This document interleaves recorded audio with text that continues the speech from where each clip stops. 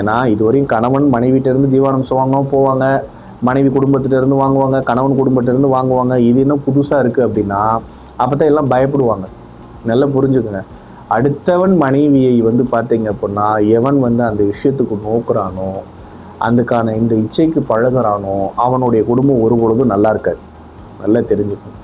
அதே மாதிரி வந்து தன் கணவனை விட்டு எந்த மனைவி வந்து அடுத்த ஆண்களுடன், அது நீ டிவோர்ஸ் பண்ணிட்டு யாரை வேணால் கல்யாணம் பண்ணிக்க போய்க்க, அதை பற்றி பிரச்சனையே கிடையாது.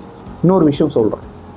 இதெல்லாம் வந்து பார்த்தீங்க அப்படின்னா இல்லாமல் ஒரு கணவன் உயிரோடு இருக்கும்போதே மற்ற ஆண்களோட வந்து பார்த்தீங்க அப்படின்னா சேட்டிங்கு அது இது, அதுக்கப்புறம் அவங்க கூட பழகிட்டு போயிட்டு வந்துட்டு உடல் ரீதியாக உள்ள ரீதியாக அவங்க கூட டச் வச்சுட்டு இதை வந்து கணவன் கண்டுபிடிச்சி மன ரீதியாக பாதிக்கப்பட்டு பெரிய பிரச்சனைகளில் இருக்கும் பொழுது கண்டிப்பாக அந்த கணவனுக்கு ஃபேவராக வரும். அதே மாதிரி மனைவி பாதிக்கப்பட்டிருக்காங்க அப்படின்னா அந்த கணவன் மேலே ஒரு ஆக்ஷன் கொடுக்குறாங்க அப்படின்னா மனைவிக்கு ஃபேவராக வந்து பார்த்திங்கன்னா விஷயங்கள் வரும். நான் என்ன சொல்கிறேன் அப்படின்னா, ஒரு காலத்தில் வந்து பார்த்திங்கன்னா ஆண் வீட்டில் வந்து பார்த்திங்கன்னா யாராவது இந்த இல்லீகல் ரிலேஷன் வச்சுருக்காங்க அப்படின்னா அவங்க பையன் வீட்டில் அவங்க அம்மா அப்பா என் பையன் ஆம்பளை என்ன வேணாலும் பண்ணுவான், என்ன வேணாலும் செய்வான் அப்படின்னு சொல்லக்கூடிய காலங்கள்லாம் போயிடுச்சு.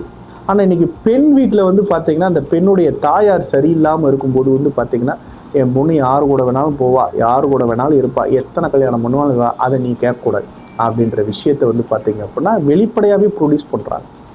இன்றைக்கி குடும்ப நீதிமன்றத்தில் பார்த்திங்க அப்படின்னா முழுக்க ஆண்கள் சைடு வைக்கக்கூடிய விஷயங்கள் என்னன்னு கேட்டிங்க அப்படின்னா, என் பொண்டாட்டி நல்லவ தான், என் மனைவி நல்லவங்க தான், என்னுடைய மனைவியோட அவங்க அம்மா மோசமானவங்க, அவங்கனால தான் என் குடும்பத்தில் இவ்வளோ பிரச்சனை. அந்த ஃபேமிலி டோட்டலாக என்கிட்ட இருந்து பார்த்தீங்க அப்படின்னா ஏதாவது ஒரு விஷயத்தை எதிர்பார்த்து அது நடக்கலைங்கவுமே என்னை இந்த நிலைமை கொண்டு வந்துட்டாங்க. இந்த மாதிரி சூழ்நிலைகள் தான் வருது.